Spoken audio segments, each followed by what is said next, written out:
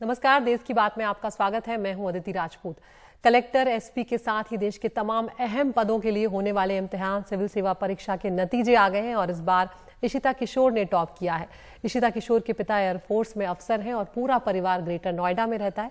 इशिता ने साल 2014 में बाल भारती से 12वीं की पढ़ाई पूरी की और इसके बाद 2017 में श्रीराम कॉलेज ऑफ कॉमर्स से इकोनॉमिक्स ऑनर्स में से ग्रेजुएशन उन्होंने पूरा किया। ये उनका तीसरा अटेम्प्ट था और तस्वीरें देखकर हम अंदाज़ा लगा सकते हैं कि उनके घर में उस वक्त कितनी ज़्यादा खुशी हुई होगी। उनके परिवारजनों को, उनके रिश्तेदारों को, सभी को एक बड़ी सफलता इशिता किशोर के लिए, क्योंकि सबसे कठिन परीक्षाओं में से एक मानी जाती है यूपीएससी सीएससी की परीक्षा और उसके नतीजे हैं वो यहाँ पर सामने आ गए। और टॉप की जो 4 पोजीशंस हैं उसमें लड़कियों ने ही बाजी मारी है। ये सबसे खास बात यहाँ पर रही है। जो दूसरा स्थान मिला है वो गरिमा लोहिया को मिला है। गरिमा ने 10वीं तक बक्सर में पढ़ाई की, उसके बाद दिल्ली यूनिवर्सिटी से उन्होंने ग्रेजुएशन किया है।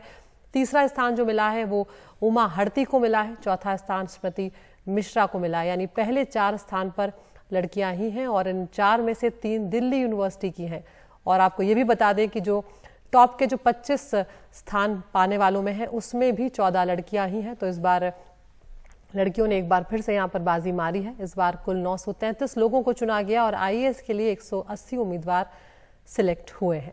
सुनवाते हैं आपको इशिता किशोर का क्या कुछ कहना है और उनकी मां की भी प्रतिक्रिया सुनवाते हैं। एक्चुअली पीडीएफ देखने के पहले लोगों ने फ़ोन करना शुरू कर दिया था, तो वो 2 मिनट का लैग था कि मैंने अपना फ़ोन साइड रखा था और उतने में रिजल्ट आ गया, तो फिर बहुत अच्छा लगा। तो आप स्टूडेंट्स को क्या टिप देना चाहेंगे जो न्यू कमर्स हैं, क्योंकि 8 घंटे 9 घंटे की पढ़ाई सब जो है डर जाते हैं? आई थिंक मतलब आप इतनी बड़ी जर्नी, इतना बड़ा डिसीजन ले रहे हैं कि सिविल सर्विसेज करना है, तो सिंसियरिटी के साथ रहें, सिंसियर रहें। डिसिप्लिन तो बहुत ज़रूरी है। ये कुछ चीज़ें हैं जिनके बिना आप नहीं कर सकते, चाहे आप कितने भी इंटेलिजेंट हो। You have to put in the hours and you have to put in the work. तो काफ़ी लंबी मेहनत यहाँ पर होती है इस तरह की परीक्षाओं के लिए। और जो दूसरा स्थान पाया है वो बिहार की गरिमा लोहिया ने पाया। सुनवाते हैं उनकी क्या कुछ प्रतिक्रिया है। आप जो भी अपना लक्ष्य निर्धारित कर रहे हैं, आप उसकी तरफ आगे बढ़िए और आपको सफलता जरूर मिलेगी। सबको बहुत बहुत धन्यवाद कहना चाहती हूँ। सबकी मेहनत है और सबके बेस्ट विशेस है जिसकी वजह से आज मुझे इतना अच्छा रिजल्ट मिला है। और मैंने अपनी पढ़ाई बक्सर से ही की थी 10th स्टैंडर्ड तक। उसके बाद मैंने अपना +2 बनारस से किया और ग्रेजुएशन दिल्ली यूनिवर्सिटी से कंप्लीट की। तो टॉप 4 में लड़कियों ने बाजी मारी है, लेकिन 5th रैंक पर आए हैं मयूर हजारिका। असम के नगांव के रहने वाले हैं मयूर और रिजल्ट पर उन्होंने कहा कि उन्हें उम्मीद नहीं थी कि इतनी अच्छी रैंक आएगी।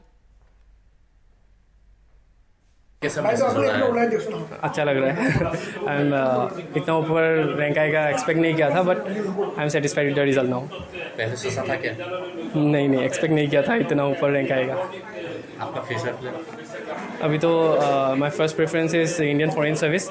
अभी देखते हैं कहाँ कैसे लोकेशन होता है, उसके हिसाब से बाकी फ्यूचर प्लान होगा। और जम्मू कश्मीर का नाम भी सिविल सेवा परीक्षा में रोशन हुआ है। यहाँ पर अनंतनाग के वसीम अहमद भट्ट को यूपीएससी में 7वीं रैंक हासिल हुई है। उनके घर में भी खुशी का माहौल है। लाख लाख शुक्र अल्लाह ताला का। उसने, वसीम साहब ने बहुत मेहनत की, उन्होंने बहुत मेहनत की। पहले अटैम्प्ट में उसने 225 रैंक लाई और आज दूसरे अटैम्प्ट दी और 7वीं रैंक लाई उन्होंने। बहुत बहुत शुक्रिया। हम अल्लाह ताला से बहुत खुश हो, बहुत हमारी फैमिली आज बहुत खुश, आज हम ज़्यादा खुश हो। इसलिए मैं अपनी बच्चे से भी बहुत खुश। उसके दादाजी जो है उन्होंने उसको बहुत दुआई दी, उन्हीं की दुआ से ये सफलता हुई। हमारी जम्मू एंड कश्मीर के लिए, हर इंसान के लिए बहुत बड़ी खुशी है, बहुत बड़ी खुशी है।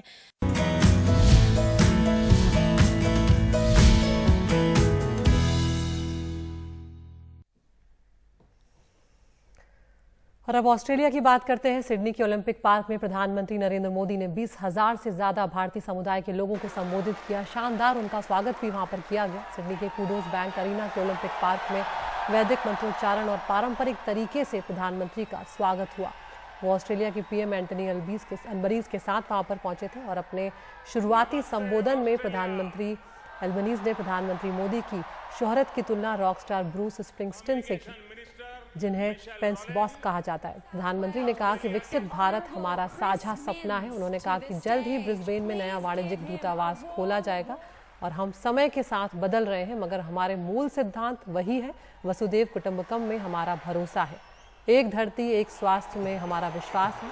उन्होंने कहा कि कोरोना के वक्त हम लोगों ने 50 से ज़्यादा देशों को दवाएं उपलब्ध करवाई हैं और भारत ऑस्ट्रेलिया का गहरा रिश्ता है। हम कई समझौते एक साथ मिलकर कर रहे हैं। और स्वागत समारोह में आपको बताएं बड़ी संख्या में लोग पहुंचे थे और स्पेशल फ्लाइट लेकर लोग सिडनी पहुंच रहे थे। और ये आप देख रहे हैं, स्वागत जो है वो बिल्कुल अलग अंदाज में यहाँ पर प्रधानमंत्री का किया गया। तस्वीरें ये लगातार दिखाती हैं और ये भारतीय जो परंपरा है। साथियों, एक समय था जब कहा जाता था कि भारत ऑस्ट्रेलिया के संबंधों को 3C डिफाइन करते हैं, ऐसा पहले कहा जाता था। ये कौन से 3C हैं? कॉमनवेल्थ, क्रिकेट और करी।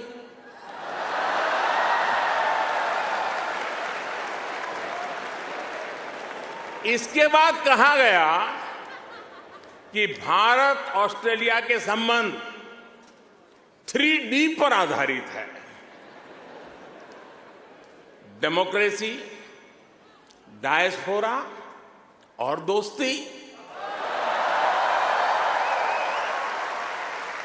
कुछ लोगों ने यह भी कहा कि भारत ऑस्ट्रेलिया के संबंध 3E पर आधारित है। एनर्जी, इकोनॉमी और एजुकेशन। यानी कभी C, कभी D, कभी E। ऑस्ट्रेलिया में प्रधानमंत्री नरेंद्र मोदी का संबोधन किन मायनों में खास रहा है, इस बारे में पत्रकार कार्तिक मोहन दास ने बात की। कार्यक्रम के आयोजक इरफान मलिक से वो बातचीत आपको सुनवाते हैं। मोदी जी की स्पीच खत्म हुई है और इसी के साथ ये मेला जो बना हुआ है, मेला जैसा माहौल बना हुआ है, that also comes to an end. वो भी खत्म हो चुका है। माहौल कैसा था, क्या मैसेज मिला लोगों को, इस विषय पर बात करने के लिए मेरे साथ इरफान मलिक साहब हैं। यहाँ पे AIBC के चेयर भी हैं, जो न्यू साउथ वेल्स का चैप्टर है, प्रेसिडेंट भी रह चुके हैं। इरफान, आपको कैसा लगा मोदी जी यहाँ पे आए, लोग थे, तो what is the general sense आपको लगा कि उनके प्रति लोगों की क्या भावना है? ये माहौल इतना जबरदस्त, इतना शानदार था। हर भारतवासी, प्रवासी को एक गर्व का महसूस हो रहा था जब हम लोग यहाँ थे, जब बोध यहाँ के प्रधानमंत्री और प्रधानमंत्री नरेंद्र मोदी जी भी जब वो स्टेज पे आए, साथ आए और उन्होंने हाथ अपने गहरे संबंध और दोस्ती को उभारते हुए दिखा था। बहुत अच्छा महसूस हुआ हमें और गर्व और फख्र भी हुआ हमें। और जिस तरह से बोध प्रधानमंत्री ने लोगों को एंगेज किया, प्रवासी भारतीयों वासियों का जो रोल, योगदान है, उसको उन्होंने रियली रिकग्नाइज किया। और जो डेवलपमेंट्स हो रहे हैं, इंक्लूडिंग पैरामेटा में लिटिल इंडिया का जो अनाउंसमेंट हुआ है, और काफी लोग जो गवर्नमेंट में, इंडस्ट्री में, बिजनेस में सब उभर के आ रहे हैं, उन सब का रिकग्निशन हुआ कि काफी फख्र और गर्व का ये महसूस हुआ सबको। जो दोनों प्रधानमंत्री जब पोडियम पे आए, जिस तरीके से वो गले मिले, जिस तरीके से उन्होंने हाथ मिलाया, एक अलग ही किस्म की दोस्ती दिख रही थी, जिससे लग रहा है कि ऑस्ट्रेलिया और इंडिया के संबंध और गहरे होंगे और बेहतर होने वाले होंगे आने वाले समय में। आपको क्या लगता है? जरूर। और कल्चरल, संस्कृति, पीपल, कम्युनिटी और इकोनॉमिक टाइज, ट्रेड, बिजनेस, सबका साथ में प्रयास के साथ आगे ले जाने का एक आशा है और एक गहरी संबंध मैच्योर, पॉजिटिव की तरफ से आगे ले जाने का प्रयास जारी रहेगा। और एक अच्छा सा माहौल यहाँ से उभर के आ रहा है और हम आशा करते हैं कि हम देशवासियों के साथ और प्रवासियों के साथ हमारे डायस्पोरा का, प्रवासी का एक ग्रेट रोल होगा दोनों देश को साथ में दोस्ती को आगे लेके जाने का और इकोनॉमिक संबंध को भी आगे ले जाने के लिए हम यही आशा करते हैं। Thank you. आगे बढ़ते हैं। आम आदमी पार्टी ने आरोप लगाया कि दिल्ली के पूर्व मुख्यमंत्री मनीष सिसोदिया के साथ दिल्ली पुलिस ने अदालत में पेशी के दौरान दुर्व्यवहार किया है। आम आदमी पार्टी ने कहा कि रिपोर्टरों के सवालों का जवाब देते वक्त दिल्ली पुलिस के एसपी ने मोबाइल पर हाथ मारा और मनीष सिसोदिया को गर्दन से पकड़कर लेकर गए। वहीं दिल्ली पुलिस ने आरोपों को खारिज किया है और इसे एक दुष्प्रचार बताया। शरद शर्मा की रिपोर्ट। मनीष जी ऑर्डिनेंस लेकर आया केंद्र सुप्रीम कोर्ट के फैसले दिल्ली पुलिस के एसीपी AK सिंह ने पहले रिपोर्टर्स के मोबाइल फोन पर हाथ मारा, फिर मनीष सिसोदिया को तेजी से गर्दन से पकड़कर ले जाते दिखे।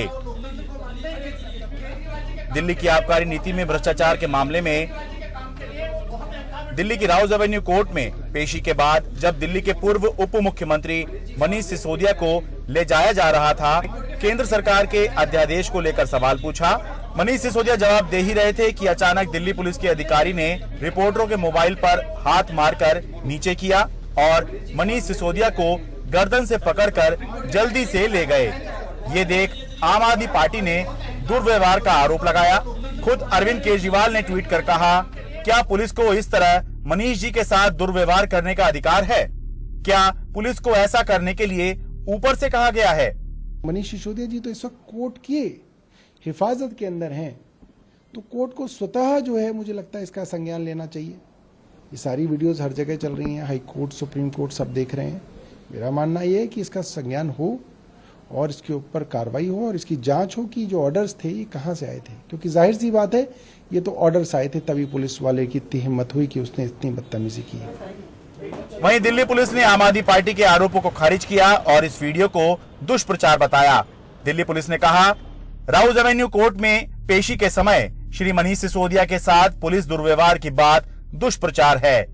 वीडियो में प्रचारित पुलिस की प्रतिक्रिया सुरक्षा की दृष्टि से अनिवार्य थी। न्यायिक अभिरक्षा में अभियुक्त द्वारा मीडिया को बयान जारी करना विधि विरुद्ध है। इस घटना से और कुछ हो ना हो, लेकिन इतना जरूर होगा कि दिल्ली पुलिस मीडिया को मनीष सिसोदिया से कुछ दूर रखने का विशेष इंतजाम अगली बार से जरूर करेगी। दिल्ली से मैं शरद शर्मा, NDTV इंडिया।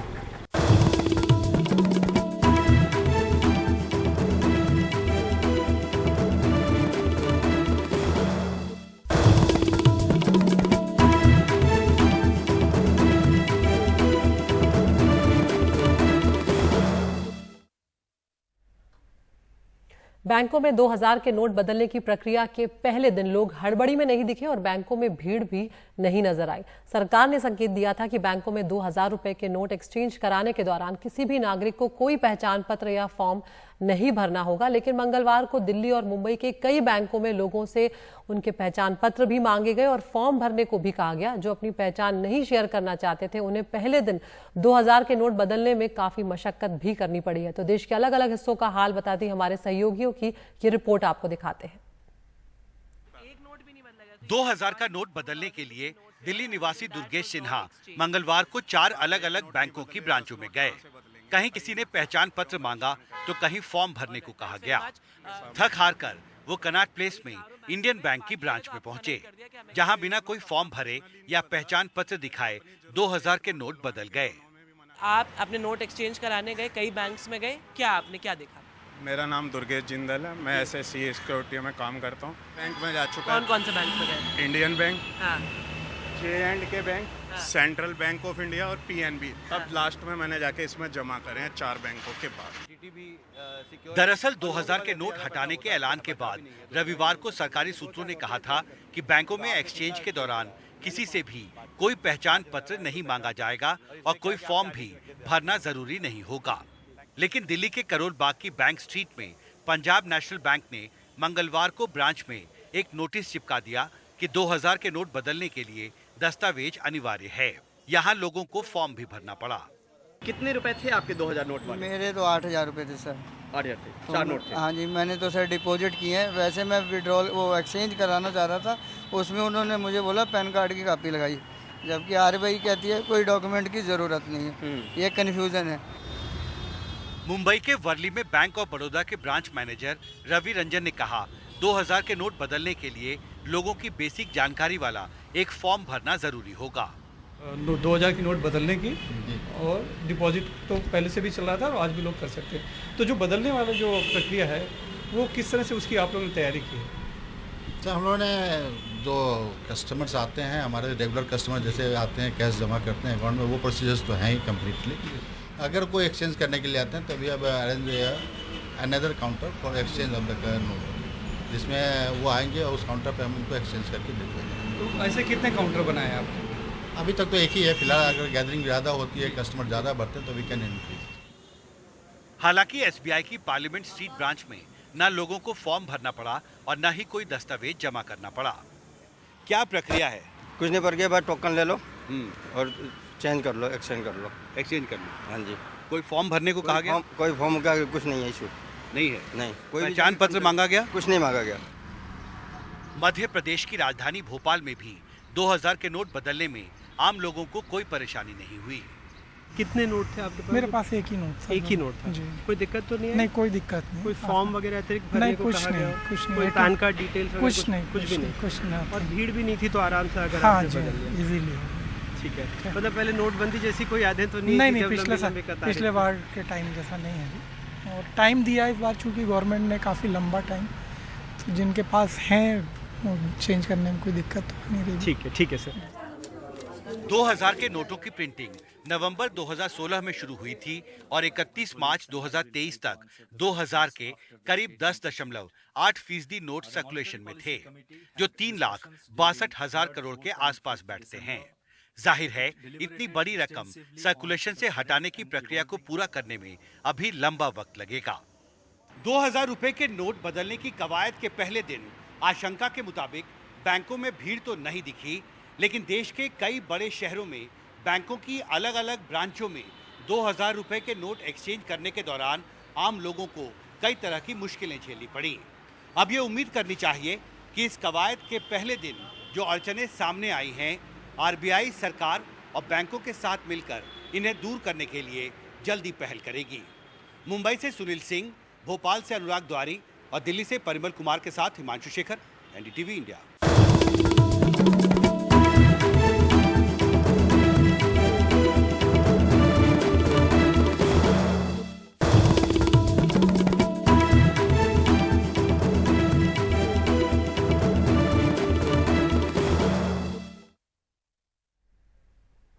अब जल्द ही आप मुंबई से नवी मुंबई महज 20 मिनट में पहुंच जाएंगे। Mumbai trans harbour link road जो है वो अब लगभग तैयार है। 5% काम ही सिर्फ बाकी रह गया है। साल के आखिर तक ये पुल खुल जाने की उम्मीद की जा रही है। करीब 22 किलोमीटर लंबा ये पुल देश का सबसे बड़ा समुद्री पुल होगा। अभी मुंबई से नवी मुंबई पहुंचने में कई बार घंटों लग जाते हैं। हमारे सहयोगी सोहित मिश्रा की रिपोर्ट।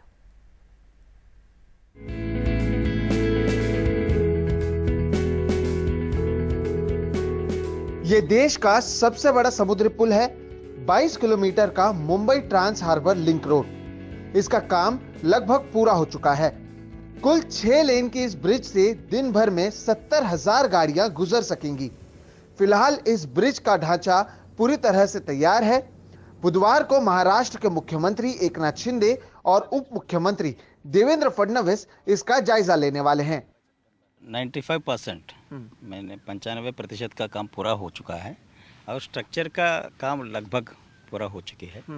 और कल हम लोग ये मेनलैंड ऑफ मुंबई को, मेनलैंड ऑफ इंडिया को मुंबई को जोड़ने वाले हैं। मुंबई को मेनलैंड से जुड़ेगी अराउंड 12-15 मिनट के अंदर। अभी आप देखिए 12-15 मिनट अपने को कम से कम, बहुत बार बांद्रा ईस्ट से बांद्रा वेस्ट को भी 15-20 मिनट लगता है। सो उतना नज़दीक हो जाएगा। फिर नया लैंड अवेलेबल होगा सिटी को, नई तरह के लैंड एक्स्ट्रा लैंड अवेलेबल होगी। तो जब ये हो जाता है, एक्चुअली क्या होता है, रॉ मटेरियल्स, फिनिश्ड गुड्स और लेबर, ये सप्लाईज है ना, तो सप्लाई चेन नया क्रिएट होने वाला है मुंबई और मेनलैंड के बीच में। कुल 18,000 करोड़ में बने MTHL ब्रिज में सबसे लंबे ऑर्थोट्रॉपिक स्टील डेक का इस्तेमाल किया गया है। साथ ही इस ब्रिज में ओपन रोड टोलिंग सिस्टम का इस्तेमाल किया गया है, यानी बिना कहीं रुके आप टोल भर अपनी यात्रा को जारी रख सकते हैं। साथ ही इस ब्रिज के बन जाने के बाद मुंबई से पुणे, गोवा और नागपुर के बीच की दूरी भी कम हो जाएगी। मुंबई का कनेक्टिविटी पुणे से होगी, MMR रीजन से होगी और गोवा की तरफ भी ये कोस्टल रोड जो होने वाला है उसको भी जोड़ेगी और खास करके मेनलैंड को वेस्टर्न सबब को भी जोड़ेगी वर्ली शिवड़ी लिंक के माध्यम से। सो कनेक्टिविटी का पूरा बदल जो होने वाला है, मुंबई हम बोलते हैं कि नॉर्थ साउथ सिटी है, इसके तरफ से इसके वजह से MTHL के वजह से ये ईस्ट वेस्ट कनेक्टिविटी होने वाला है फ्यूचर में। इस ब्रिज से जहां 30 से 40% ईंधन की बचत होगी और समुद्री नजारों का भी बेहतर आनंद लिया जा सकेगा।